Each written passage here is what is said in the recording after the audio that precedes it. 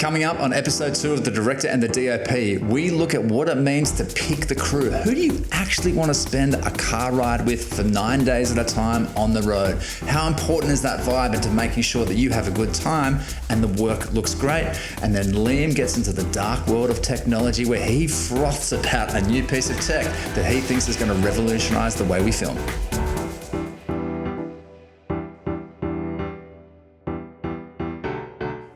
Welcome back to The Director and the DOP, the podcast where we break down what it takes to get a commercial project delivered. I'm Ethan McLean. I am a commercial film director. With me, I have Liam Brennan, cinematographer extraordinaire. Welcome, Liam.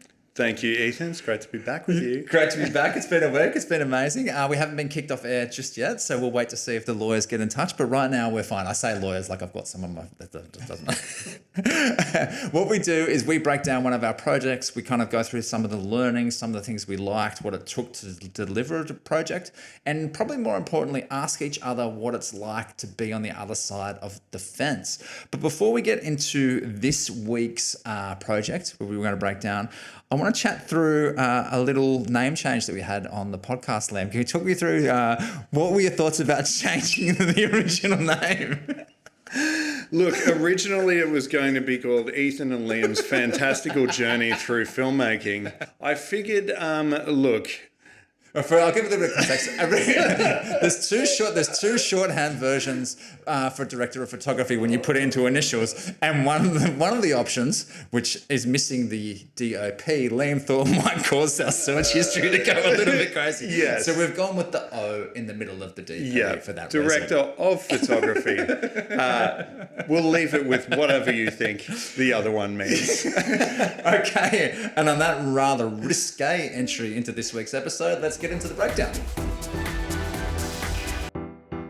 So the breakdown bit, if you haven't watched the show before, is where Ethan and I will go through a project that we have done from start to finish so you can understand how it gets to what you see in front of you on screen. So this week, Ethan, what have we got? Well, this week we've got a project for Destination New South Wales, which we worked on. Yeah. And one of my learnings from episode 1 was I forgot to actually credit anyone else on the job. And just got to speaking about ourselves. And Classic director. Classic director. It was just me. There was no one else involved. So this week I actually have the credits written in front of me. So I might mention a couple of names before we start. Yeah, let's do that. So this was a project for Destination New South Wales. It was a content capture project across the Central West. We'll get into the details of how the project evolved from that content capture from start to finish. But this was a project with Mint Films, and we had an amazing producer, Tim Russell, which is the first time I'd actually worked with him, but legend, hopefully future guest of the pod, I can predict. And with us, we also had an incredible photographer, Will Hartle, who's also a good friend of ours. There were more people on the crew, which I won't, maybe we'll put the credits up on screen, but I won't list everyone. But it was a relatively streamlined crew. I am super interested with this because we didn't really get a chance to talk about it yet. This is a very different job, right? This is like a content capture job as opposed to a regular ad that you might work on. What is the pitch process like? How is it different to a regular ad? It's really interesting. These government jobs, because they're government jobs, they're all triple bid, right? Which is, or actually sometimes quadruple bid, which is, we'll get into the, well, maybe not. That's for life of a freelancer another time, the quadruple bid. But so this that's four different companies, yeah, which happens, which is not great. So this is a triple bid, and it's a combination of Destination New South Wales has a really lovely brand presence, which was actually kind of formed a couple of years ago with their new brand launch. And it's how can you bring that brand presence and that new evolved visual language through to every single deliverable. So in the pitch process, you're trying to like deliver aesthetically, this is how we'll create that high-end kind of commercial-like lens on something that also needs to be relatively streamlined and move around multiple locations across multiple days. We had a 9-day shoot for this. I think I wanted 3, 3, and 3. Does that sound correct? Yeah, I think so. Yeah, so 9-day shoot, multiple locations per day. So you really have to come up with a system in the pitch process that can deliver quality, but also acknowledge that you're moving through these places relatively quickly, and how can you deliver a shot list and a visual kind of layer that lives within this very restricted world. So is the pitch process longer than it would be on a regular ad as well? Like it's 9 days. That is probably a very, very long regular ad if you were shooting a regular ad. I don't think it's necessarily longer because it's simultaneously broader on what the actual deliverables will be. So you're not going into things like cast breakdowns as much, or like scene breakdowns, or specific kind of like, we will shoot this storyboard in this way and have this layer of music. So there's a little bit more freedom at the top, but there's also, it's probably a heavier lift in some ways. Once you set the overall tone that you want to deliver, it's the producer's got to make it happen from a budget perspective. And these budgets are like, there's not a lot of fat to move things around. So the system has to be able to evolve with the creative. Yeah. So how do you choose a DP? Also, before that even, how do you actually get into the pitch in the first place? Oh, look, that's the age-old question. If I had the answer to that one, then I probably wouldn't be doing this podcast. Someone's got a voodoo doll and they're like throwing you into a bucket called pitch, or into a bucket that says never works again. Yeah, look, I think we'll probably have to get into that in more detail with a future guest, with like an EP or something, because it's a very kind of in-depth thing. I worked with this with Mint Films. They'd been pitching Destination New South Wales for a while to do some projects, so we were invited to pitch because of Mint Films reaching out and saying, hey, we want to be on some Destination New South Wales work, because I've done a fair bit of it in the past. And so what point do you choose a DP for that? Is that in your head at the start of the pitch process? Like when the job comes in, you get briefed in, you're like, I know exactly who this is for. Yeah, 100%. This probably, my philosophy when picking a DOP is, obviously you want to pick someone who can really shoot well, like who can create the images. But one of my philosophies with picking DOPs is I like picking people who like almost EQ as well, because a job like this, I know what it's going to be like. We're going to be moving around. We're going to have to be flexible. What's EQ, sorry? Emotional intelligence. Oh, yeah. That's going to make me cry. But like I in a job like this, we're going to be on mountaintops. We're going to be like jumping in cars. We're going to be up at dawn. I needed someone who for 9 days straight. For 9 days straight, yeah. So I needed someone who could deliver high quality, but then also have the kind of the energy to be able to go, actually, it's shot 25 of the day, but rather than just going through the motions, let's do something better that doesn't take a huge setup. So I've seen, well, I know you quite well, and your emotional energy. But I think one of your previous pieces of work, which I think we're going to discuss next episode for Changi Airport, really inspired me of like how you can kind of do things in a nimble way, but still really elevate craft consistently at every step of the way. Yeah, it's a tricky balance, isn't it, really? And it all comes down to like what you're doing before the shoot, I think, as well, to allow you to have those spaces to do that. All right, my first question for you, and we've kind of got into it a little bit already, is how do you pick your team for a job like this? And this, I mean, obviously this team on this job is smaller than what you're used to. It's so very lean. But like what's going through your thought process and particularly selecting your first, I suppose? Yeah. You need someone who wants to excel in like a really hard environment. And it's like, that is how I want to be. It's like, no matter how big the crew is, I'm still trying to get the best possible outcome. Most people are better at like reducing their workload as to the budget, or, but I'm terrible at that. I want someone on my team who I'm okay with being in a car for, multiple hours a day, because you are traveling a lot. And also someone who at the end of the day, you are able to have a chat with them, and not have to talk about work and not have to feel like, you've pissed them off during that day or anything, because it can be quite intense.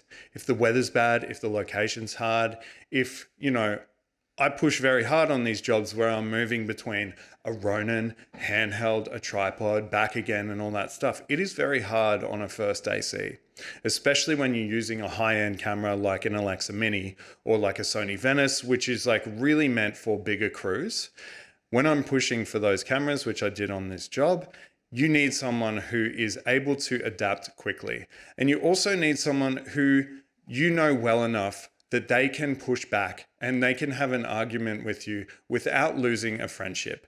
And so my first AC on this, Molly Sutherland, I really respect her as a person. And it's a mutual feeling of like, it's almost like a brother-sister relationship where we can have like a really tense conversation, but it's not a like, I hate you and you're wrong situation. It's like, I think we can do this better, and this is why I think that. It's a debate situation. And that's really important to me, because I don't want to work with someone on these sorts of jobs where you're just like, hey, this is how I think we should do it. This is the gear we've got. Go do it for me. And then they are just struggling the whole time. You want someone who's like, let's do it better. This is how we do it better. So you just reminded me of two things. I remember that we ended up giving Molly a nickname on set because we're very, very fluid. I'm very fluid in these projects because you're working with an acting cast who isn't maybe as experienced as some other actors you might use on full commercial jobs. And there's a lot of kind of fluidity in the way that I direct those scenes. And that often means that the camera's fluid around those scenes and we're making up and blocking on the spot. It's almost like a play, right? You rock up to a space, you see the space, you know the strengths of your actors, you know the kind of story you want to tell, and then you kind of block in the moment. There's not a lot of planning, right? And that places a lot of pressure on the focus puller. It does, right? Because like if the shot's not in focus, you can't really use the shot. And what we ended up calling Molly on this is Little Miss Doesn't Miss. Little Miss Never Miss. Little Miss Never Miss. And like, because she doesn't miss focus. And she is very like, I think there's something like some focus pullers are amazing at like they need marks, they need like they're very regimented, and that has a space that is needed in some spaces. But other ones are able to just be like, this is the vibe and can feel it. And it's more like an artistic way of pulling focus. And I feel like that with Molly and like quite a few people that I work with, that's what I need. And she's amazing. It's definitely what I need for my directing style. Like 100%. I demand flexibility, right? And because when I'm in the flow with actors, like I really dislike when tech gets in the way of performance. And I know sometimes that has to happen, right? But if it's happening every single time, the actors can never find their confidence. You're asking them to do things and hit it. Like it's really difficult for the actors. So I believe like there's this thing where as a director on a job like this, you're not really directing down to a point where that you would with a regular TVC where you have a scene, you need to nail this scene. As a director on this, it's more like you're setting up a terrarium for people to play in. I was just Googling. And Siri, send me a terrarium. And for people to play in, and you have to be flexible and malleable to find the magic in that terrarium. So you're setting up the best possible thing and the location and the actors and the talent and the time of day and the crew. And then you're like, go for it. Let's find the magic. You already know in your mind what the magic might be, but you're allowing that to come out as well. I'm going to move on to another question, but you referenced Molly and her attitude. Yes, she never missed focus, but in terms of that brother-sister thing, I think I've never had more eye rolls at a director from the first I a lot of eye rolls from Molly to me to my directing style. Thanks, Molly. So you spoke about it then in your terrarium, which I don't actually know what that word is, everybody, but the locations and our planning of locations around light was crucial for this job. I've spoken about that in another breakdown, but how the recce and the scheduling to make sure that the light is doing all the lifting for you, because we didn't have a lighting team at all on this project at all. It's all natural light. As a DOP at the start of a 9-day job, knowing that you're going to go into these scenarios where so much of it is out of your control, does that freak you out? It used to really, really in a big way. Like it used to be such a big stress and I wouldn't be a good person on set. The great thing about DNSW, Destination New South Wales, is they insist that you have a recce, a full site recce. This is so crucial. I have to say how crucial this is. And that's why they consistently get, with other teams as well, really high level content. They are doing a full recce of all the locations beforehand. Yeah. That is important. It's crazy. The first time we worked with them in Milk Bunny and they said you have to do a recce, and we were trying to like make the budget work. Like, we can't make it work. But then you actually go on the recce, you're like, oh, actually the client knew what they were talking about. Yeah, exactly. And I'd done so much tourism stuff like this for other states beforehand, and they won't do a recce. They won't pay for a recce. And you rock up on the day and you're like, well, this is what it is. What can we do? And it's not until you're driving away from the set you're like, could have done that so much better. The recce is crucial because you have to plan out every time of day. for like 15-minute increments because the sun is changing so much. And to get those beautiful things like this project has, like the perfect sun flare through the window, the perfect, different, shadows on the ground, and like the blue that's still hanging in the sky when the guys are having a fire at the end of it. You need to have recce'd that. You need to see the space so that you have a plan and you have checkpoints already in your head. But the other thing about the recce is like, you want to have time between actually having the recce and shooting for your brain to like think over it. Yeah. So that was actually leading to me to my question, because I know I do this. When you are traveling between sets, between the locations, you're in a car with other people, right? It's like producer, PA, whoever might be in the car. Are you having quiet time so that you can get your head into the next set and think about things? Yes and no. Yeah. I definitely need time to like block through in my head and think about it, but I don't need like a whole 2-hour car ride to do it. I do need like a little bit of time to think about it, but yeah. I think what we've done really, really well on this job is that we had on recce literally wrote down the shot list that we had. And then I think having that shot list and those changing in camera modes and camera shots was really good, because we were really trying to create a dynamic filming approach that was different for each location and had kind of interesting shots across the way. And I think having that was really, really important. But then you're changing to light. And I think the other big thing is you're changing to the performance dynamic of who you've got on screen, because you might have had a scene in your mind, but then having spent the morning with the actors go, actually, they're really, really good at this and they're not so good at this. And I was really proud on this project how we managed to craft stories across scenes with our actors, and that was probably the thing I'm proudest of, is how we managed to build that ebb and flow. And the two vignettes in particular of our two couples, I think, were really, really strong for that reason. Yeah, because had you had much contact with those people before you actually... So for day one on set, that's the first time you met them. Yeah, because at this level of budget and this level of cast, it's not like a traditional casting process. So it's you don't have rehearsals or anything. You're basically meeting people on set and going for it. Had you talked to them on the phone before or anything like that? No, not for this job. Man, that is crazy. Like, I just assumed that because I'm not savvy to that section at all of this production. I just assume, because you've clearly been able to like build a rapport with them in like a 5-minute period. Yeah. I think that's a superpower, man. Like, or a lack of planning. Like, obviously, in the traditional casting process, you're going for callbacks. Yeah. You're really getting to know your actor before you rock up on set. So this is just a different level of budget. Like, to be blunt, the fees that we're paying people on these jobs, I think it's almost unfair to ask them to come to a rehearsal or come to another job, because we're not really paying them for that. Yeah, totally. Yeah, totally. Talk to me. What's your learning? Like, was there something that went wrong on this project, or was something that you were like, shit, I really fucked that up, or I could have done that better? Or like, what's your one takeaway from this job that maybe for you, but also if someone else is watching this and thinking, I'm going on a 9-day tourism job, what should I be looking out for? My learning from this is simplify. And I'm a big fan of simplification. I like to be the Marie Kondo of cameras. And it's like, do you need all the stuff? Because all the stuff, it's like, simplify your lighting, simplify your camera, do more with less stuff so that you allow yourself more time. On this job, we had, as I said, tripod, handheld, Ronin 2, and we're flipping between those things. After this job, I had what I thought was my quick changeover setup between the Ronin and handheld and tripod. But you can always get quicker. You can always get better. After this job, I went back to the drawing board on it. I was happy with it, but I was like, I want to get this changeover down to a minute. And so that meant buying different gear from Ignite Digi, who's, makes amazing gear down in Tasmania here. Ads.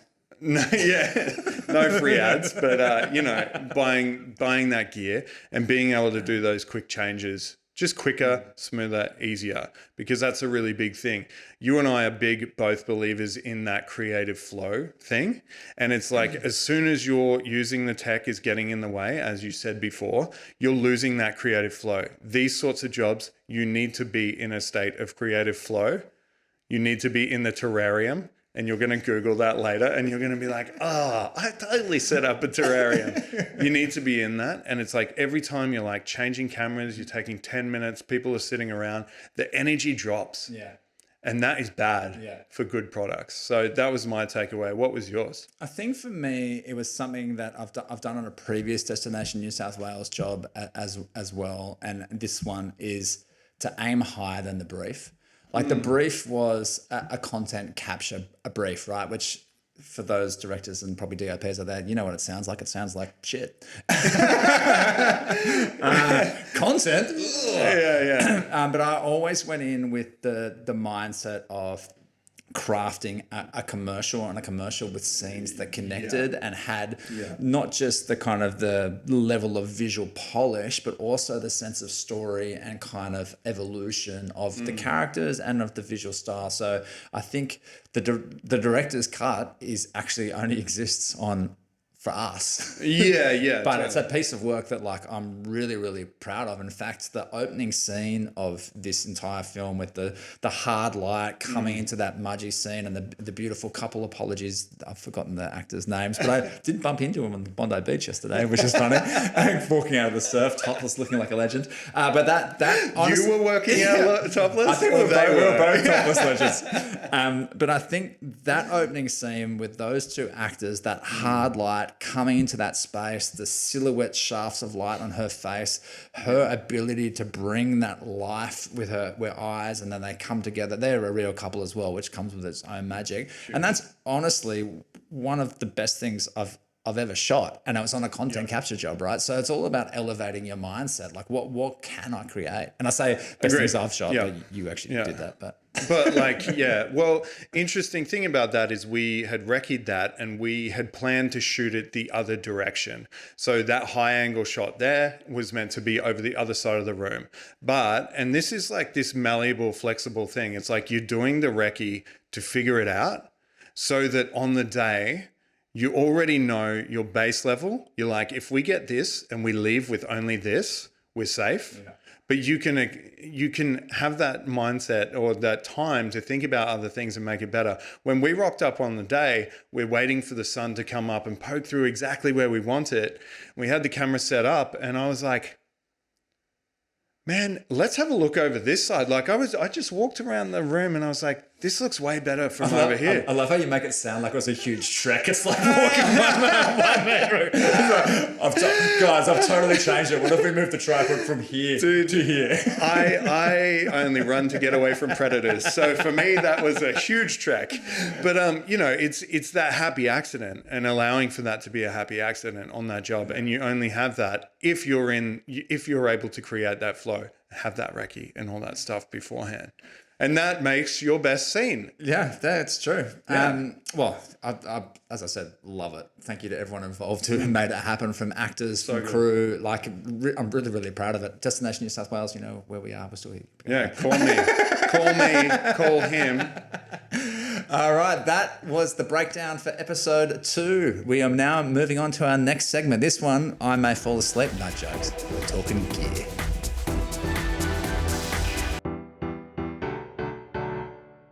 Okay, welcome to a new segment on the Director and the DOP. This one is Gear Chat, where our tech nerd Liam, who froths about cameras and everything filmmaking from a tech side, will talk to you other tech nerds about what he likes. Dude, I'm super excited about this. I am more excited about this. Like, you would think I'd be talking about cameras and lenses because I like talking about those things. That's what I thought you were going to talk about. Yeah, dude, nah. This is way better. I'm more excited about this thing than I have been about any camera that's come out. Sony have just released this thing called the Acellus system, which is like groundbreaking. It is camera agnostic. You can use it on any camera, right?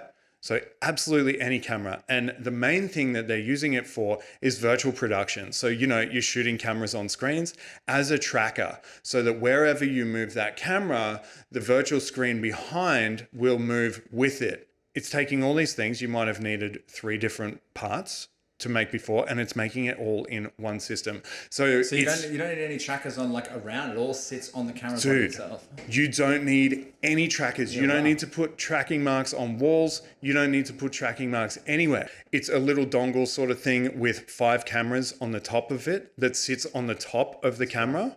Any camera, remember? Any camera. Yeah. And then there's a encoder box that sits behind the camera just on your 15mm or 19mm rail rods. And then you link the camera and that box with purely a Genlock timecode sort of cable setup. There's 2 things it's doing. It's sending out emissions. They call it SLAM technology, where it's just like boosting out these emissions and figuring out where everything in the space you're in is. I saw a demo of it, and it was in a stage setup, and it can even tell where the truss rods are. Wow. You know how thin a truss rod is, and it's picking up on each of those things. I'm getting shivers talking about it because I think it's actually going to change the world. So, like, talk to me from me as a director, right? You're telling me about this amazing piece. It's like, well, where am I going to use this? Is this like the classic one for me doing so much sports stuff is like crowd replacement and empty stadiums? Is that the world that we're talking about? Yeah, exactly. And it means that you can do that stuff easier. Great, handheld's back, baby. Man, like handheld is back in a big way with this. So you know when you've done replacement stuff before, you've got a VFX soup on set and they're bringing out like the silver ball and everything after each good take. Yeah.